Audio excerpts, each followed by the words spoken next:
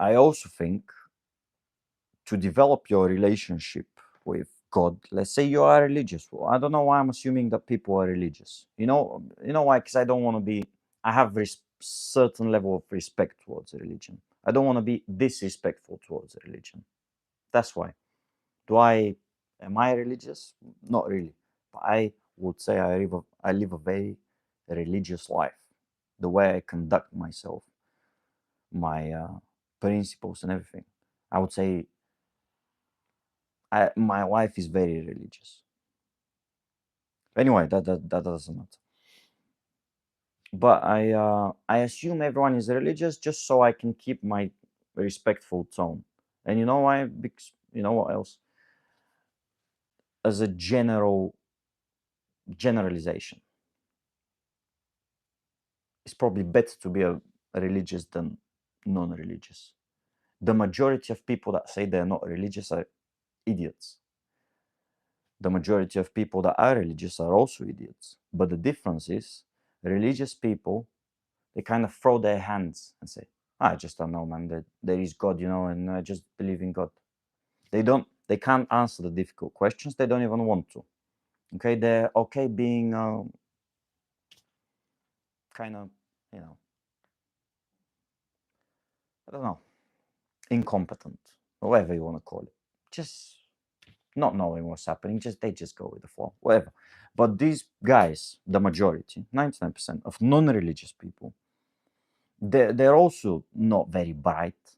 I've become so nice. Why am I so nice? They're also stupid for the majority. But the difference is they think they know something.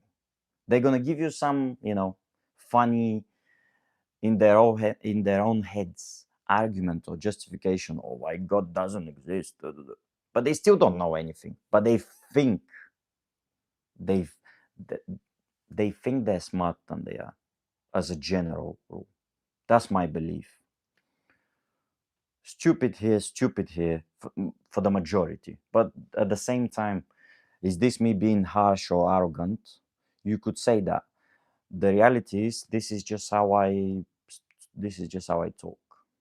Okay, it's not me looking down on people. It's just my, not disappointment, but there is a certain level of disappointment in my speech. Most people are, I see them like, you're a bit dull. I think, can we all say, just so I can kind of make sure I exit this discussion, that I don't know how I even got here. Jesus Christ. So I'm safe. All this is fueled by my ultimate disappointment in people, or at least the majority. Now, does it keep me up at night? No. But is there this underlying sense of just disappointment in with people? Yes, of course. Maybe it's my fault. Maybe my standards were too high. And I've always refused to lower my standards. I still do.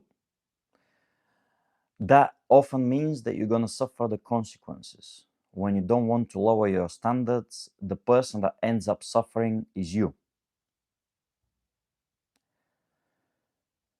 But then you have to ask yourself the question, what is worth suffering for? Do you know the answer to this question, to this personal question? I personally don't, I know the answer for myself. My standards, yes, they are worth suffering for. I believe. So I just take it. Okay, it is what it is. I'll take it. But I'm not gonna lower my standards. There are standards. People have become too comfortable accepting things that are not acceptable. I can't be a part of this. I don't want to. It's just not. It's not happening. I can pay for it my whole life. Don't care.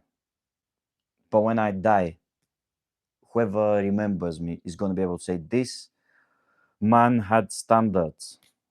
He refused to compromise his integrity to in order to be accepted or to gain in any shape or form or whatever. And I'll be very happy with this. I'll die at peace knowing that this can be said about me. I'll die happy if this can be said about me. So, no problem with me. And I even had this as one of my notes. I just naturally drifted somewhere.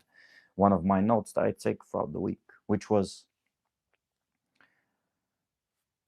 it's like, this is part of the reason why I just don't like, no, that I don't really talk or don't really like talking to adults. Just the communication with the majority. Adults don't want to change. They don't want to improve. They don't believe in anything. The majority of people don't believe in anything. They don't have anything about them that is interesting or that is attractive. Let's say attractive, not in a not in a sexual way or whatever way you want to call it, not in a relationship type of way, but attractive in terms. This quality is attractive. This is good. I want to be associated with this in that type of way. Whereas children, when I communicate with children or the kids that I coach or whatever, there is still something about them. There is kind of this sparkle, glitter in their eyes, whatever you want to call it. That is good. There is hope there. There is hope for the future. They believe in things still. And this is very beautiful to be a part of.